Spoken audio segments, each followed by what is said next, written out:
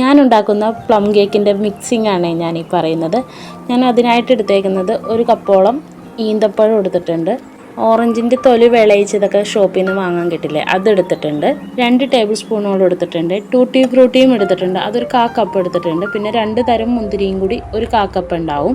കുറച്ച് ചെറിയും കൂടി എടുത്തിട്ടുണ്ട്, അത് കട്ട് ചെയ്തിട്ടുള്ള ചെറിയാണ്. പിന്നെ ഓറഞ്ചിൻ്റെ തൊലി, സാധാ ഓറഞ്ചിൻ്റെ തൊലി തന്നെ ഒന്ന് വെള്ളയില്ലാതെ ചെത്തിയെടുത്തതാണ്. ആ ഓറഞ്ചിൻ്റെ നീരുമാണ് എടുത്തേക്കുന്നത്. ഒരു ഓറഞ്ചിൻ്റെ നീര് കുറവാണെന്നുണ്ടെങ്കിൽ 2 ഓറഞ്ചിൻ്റെ നീരെങ്കിലും എടുക്കണേ. ഒരു കപ്പോളം ഉണ്ടാവണം.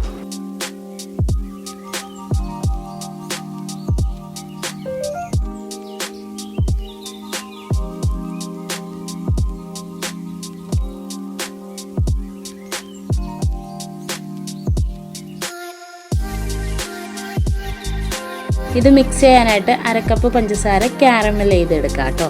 അതിനോടൊപ്പം തന്നെ നല്ല ചൂട് വെള്ളമാണ് ഒഴിച്ചു കൊടുക്കണമെന്നുണ്ടെങ്കിൽ അധികം ഇങ്ങനെ തെറിക്കത്തില്ല. ഒരു 1/4 കപ്പ് വെള്ളം ഞാൻ വേറെ സെപ്പറേറ്റ് ചൂടാക്കാൻ വെച്ചിട്ടുണ്ട്.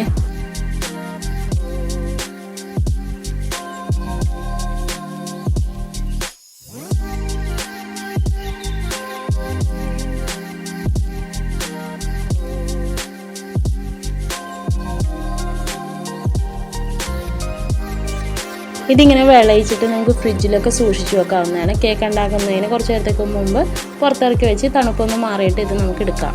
ക്യാരമൽ ചെയ്തത് കരിഞ്ഞു പോകാതിരിക്കാൻ വേണ്ടി ഞാൻ ഗ്യാസ് ഓഫ് ചെയ്തിട്ടാണ് വെള്ളം ഒഴിച്ചു കൊടുക്കുന്നത്. അപ്പോൾ അടിയിൽ നിന്നുള്ള ഹീറ്റ് ഉണ്ടാവില്ലല്ലോ, അപ്പോൾ ചിലപ്പോൾ കരിഞ്ഞു പോകില്ല.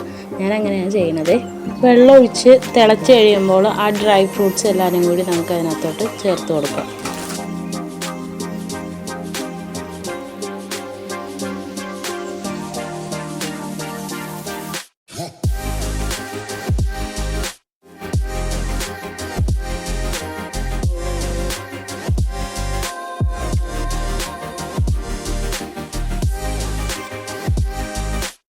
തിളച്ച് വരുമ്പോൾ ആ ഓറഞ്ചിൻ്റെ നീരും കൂടി ചേർത്ത് ഒന്നും കൂടി 10 മിനിറ്റോളം തിളപ്പിക്കുക കേട്ടോ. ഒരു 10 മിനിറ്റ് താഴെ ഒന്ന് വേവിച്ചെടുക്കുക. അതൊക്കെ ഒന്ന് നല്ലോണം വെന്ത് വരുമല്ലോ, ഉള്ളൊക്കെ നല്ല സോഫ്റ്റായിട്ട് വരും.